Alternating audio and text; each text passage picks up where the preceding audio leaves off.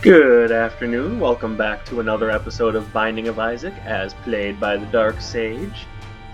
So I went ahead and looked up what you unlocked from some of these challenges. I can't believe I didn't go to this one right away. This one is going to unlock some really good stuff for me, so let's have a look at what we start with. We've got number 1, which is going to be giving me a nice little tier rate at the cost of having pretty much no range. Got E. coli, which is going to make any enemy I damage turn into a poop. Butt bombs, which is basically giving me infinite bombs. I just need to be careful about that. And flush, and you'll see what flush does when I go to activate it. Oh wait, no, that's not infinite bombs, that's something else. Alright, well, whatever. I'm not complaining, I still have effective bombs. There we go. This is the secret room. Okay. Oh, and petrified poop. Oh yeah, highbrow is definitely the right name for this challenge. Yes, give me all of this. All this. Nom nom nom nom nom nom nom. Stop making me take that.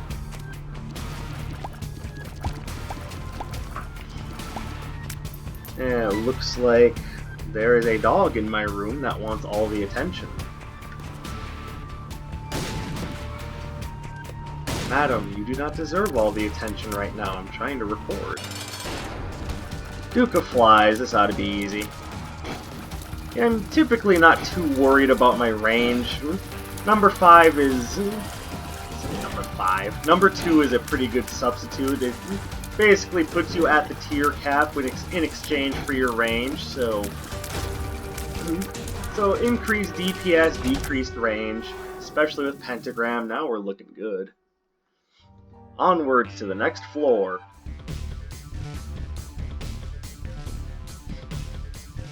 So I've mentioned that I've played this game an awful lot. I've actually had this game for PC and three different consoles: Wii U, 3DS, Nintendo Switch, and of course this is the PC version I'm playing. Mostly for, you know, not improved, but for mod support, and, well, frankly, I just think it runs the smoothest. With that in mind, you're probably asking yourself, man, don't you get fatigued playing the same game over and over again? Well, I think it depends on the game. Sure, you can get burned out playing the same game for a long time, but a lot of that also depends very strongly on the game you're playing. The reason why this game doesn't burn out for me is very strongly down to how it's designed. The game is very tightly designed. It's designed with replayability in mind. And it's just kind of how the game works. But there are other factors that go beyond just, oh, it's designed for replay value. Yeah, that's true, but let's be fair, a lot of games are designed with at least some amount of replay value in mind. Well, that's gonna fuck my Devil's chances. There are a lot of games that are designed with replay value in mind, but don't quite hit the mark. Some games just do burn out really easily. And on that note, I had been thinking this morning while I was at work, what types of games tend to burn themselves out really quickly? What games stand the test of time and which ones don't? And what I kept coming back to is the games that seem to really last, aside from ones like this, which are just tightly designed and focused on the roguelike experience, are games that tend to have a strong single-player component. Games that, for all intents and purposes, have a strong narrative to them. And the reason why games like that tend to last a while is because there's something about the game that endears itself to us. And it's not just the ever-present gameplay loop of point the bang bang at the man-man and watch the man-man fall down. No, there's actually something going. There's actually something that keeps us coming back to games that have a decent narrative structure. And I believe, as obvious as it may be, that would be the narrative in and of itself. If you're playing a game that's supposed to have a story, whether there's a multiplayer component to it or not, you at least know that there's a reason behind what you're doing. There are actual stakes involved. Just like a good night out, there are stakes involved.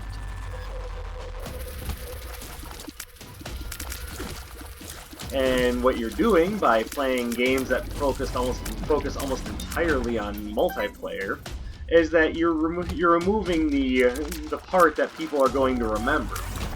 I mean, sure, maybe match to match, there's going to be some interesting plays, interesting things happening, and that's not a secret room? Okay. You got me, game. Yeah, there will be interesting things going on from match to match in whatever your favorite online shooter is. For most people, it's Call of Duty. There is one online shooter I play, and that's Splatoon. More appropriately, Splatoon 2. Oh, hello. But I still think that game is generally a bit more endearing than its slightly more popular counterparts. And the reason why I think that is because there's actually something going on in Splatoon 2. There's a pretty decent narrative drive to the game.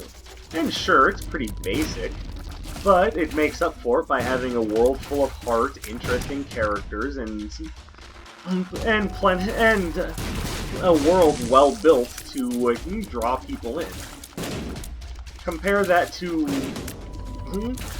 well, let's just ask a question. When Titanfall came out, the original, not Titanfall 2, how many people actually spent a lot of time playing that game? I'm gonna take a guess and say probably not too many people. And I wouldn't be surprised by that because, well, frankly, Titanfall was kind of an empty shell of a game.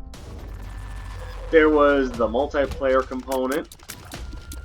Okay, that's really all the game had. It was strictly a multiplayer-only game, but still charging full price. As if there were anything else to keep people coming back. Yeah, stand right under him when he shoots brimstone lasers. Perfect. Yeah, don't dodge the guy. Okay, now I'm starting to notice problems. Sure would be nice if I had an active item that was worth a damn.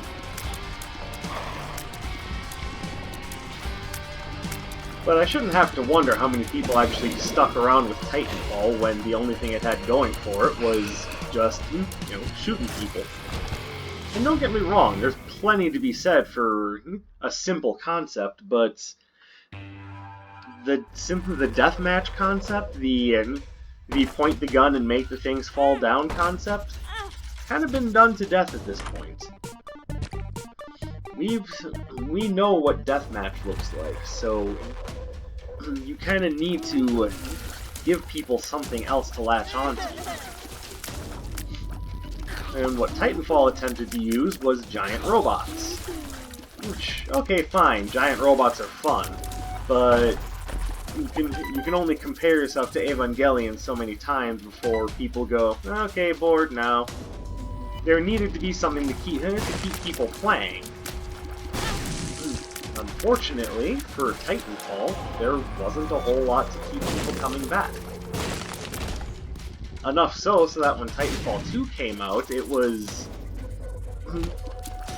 bound to be a disappointment, but not because of the game itself.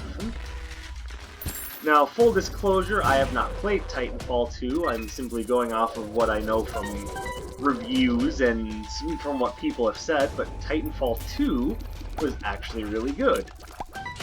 Not only did it still have the multiplayer that people nowadays seem to love to focus on, but it also had a really well-told, solid single-player campaign. Something to actually get invested in. Because even in a game that has a multiplayer focus, there's got to be something to something that you're working towards, some sort of investment, something to give a damn about. If there's nothing, then all your game is just, well, a shell. That's part of the reason why Destiny wasn't received so well when it came out, because there was very little reason to care about the world. And that would be the same reason why Titanfall didn't go anywhere, because there was no reason to care about the world. Enough so that Titanfall 2 never really took off with people, and it was, for all intents and purposes, a pretty decent game.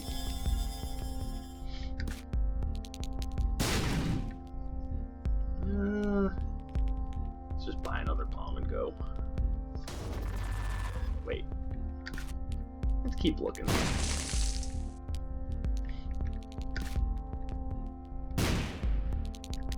I'll buy that.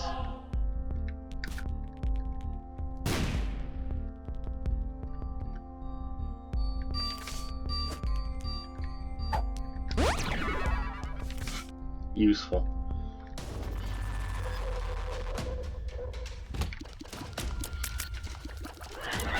Now, the argument, I've already explained my opinion on this, but the argument could be made that Splatoon 2 doesn't exactly do a whole lot to differentiate itself from the crowd either, but that's where I would disagree. First of all, the game's big core mechanic is more about covering the ground with paint instead of only shooting people.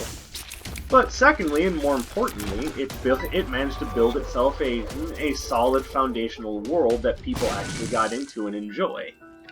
That's what Splatoon is all about.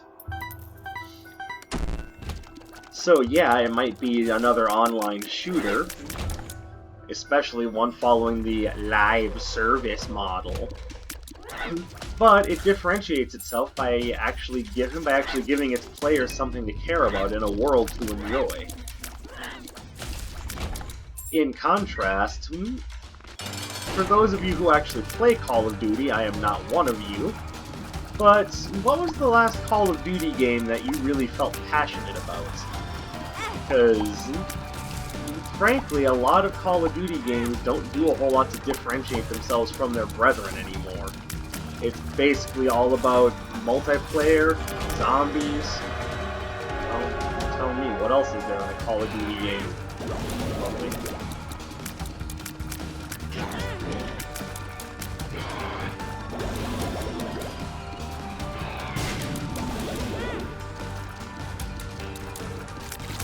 Well, that hurt.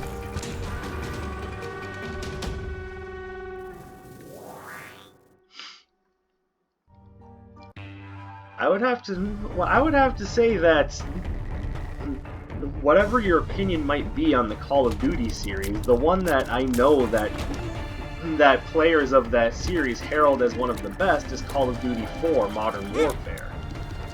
And is it only for its multiplayer? Because every time I hear people talk about Call of Duty 4, what really gets their attention was the story, the single player. And why was that? Because the stakes were raised. It gave you something to care about. Oh yeah,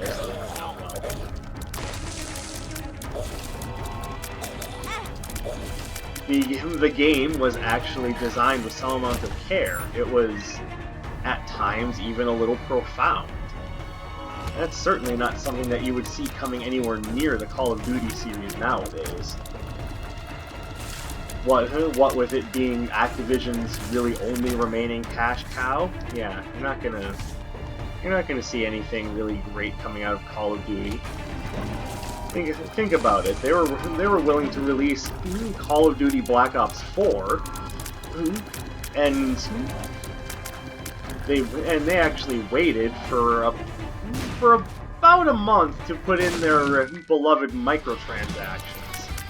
What it did for the game is it basically made the game release to sterling fanfare, only for Activision to then pull the wool out from everyone's eyes and go, "Fooled you!"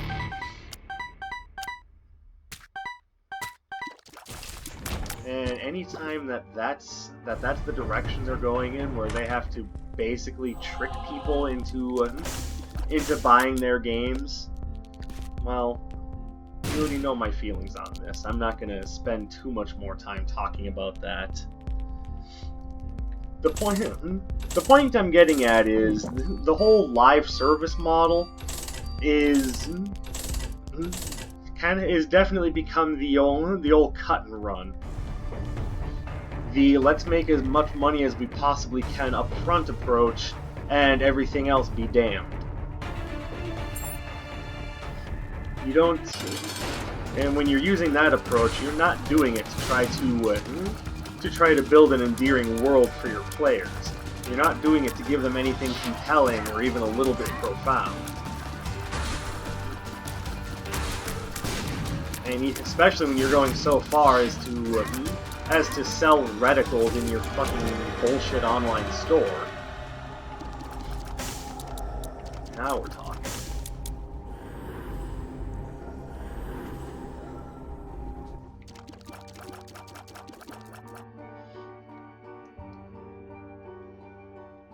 You know, something that basically came free with, you know, any shooter in existence. You know, the targeting reticle, the thing that you use to aim down the iron sights, and they're charging money even for that.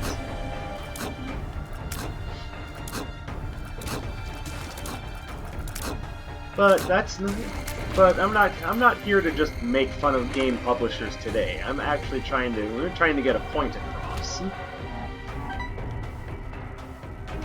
The point that I'm getting at is, there's nothing wrong with there being a multiplayer component to your game. But I think that the best way to make the game endearing is to make it an actual decent product, and make it endearing to your players. Because if all your game is just a quick cash grab, then it's not gonna last. You're not creating anything that's actually going to challenge people or make them want to come back. Once again, using Splatoon as the old case in point. Splatoon definitely does its best to play around with the live service train. I will definitely say that. But it does so in a different way. Instead of everything being sectioned off, walled off microtransactions, basically pay me for this, fuck you, we don't care about the gameplay. Every update that Splatoon 2 made, and for all I know is still making, though I'm pretty sure that the support for that game has died out. Not the player support, just additional dev support. I'm pretty sure that every bit of it was free. They didn't do anything like make you pay for the additional map packs in order to split the player base. They weren't necessarily looking to only use it as a means to make money. Splatoon 2 was definitely a player-first idea. An idea that seems so rare this day and age. It's a game with passion. It's something that people will actually get behind. And that's what I'm getting at here. The most important aspect of a game isn't necessarily how much money it makes, but how much goodwill it can invest with its fans. Because if your game has nothing going for it aside from an engine from which to try to produce as much money as possible, all you're doing is trying to milk dry a limited number of players. Nickel and diming players does not create an endearing world. What creates an endearing world is creating an endearing world. That's why I don't support a lot of the games produced by the big publishers nowadays. It's why I love Splatoon 2, it's why I love Monster Hunter, and it's why I love this game. That was a fun run. Thanks for giving me the chance to stand on my podium and talk about games for a little bit. As always, leave a like, leave a comment, subscribe. It all helps me out a great bit, and I appreciate every last bit of it. This is Dark Sage, and I'll be seeing you.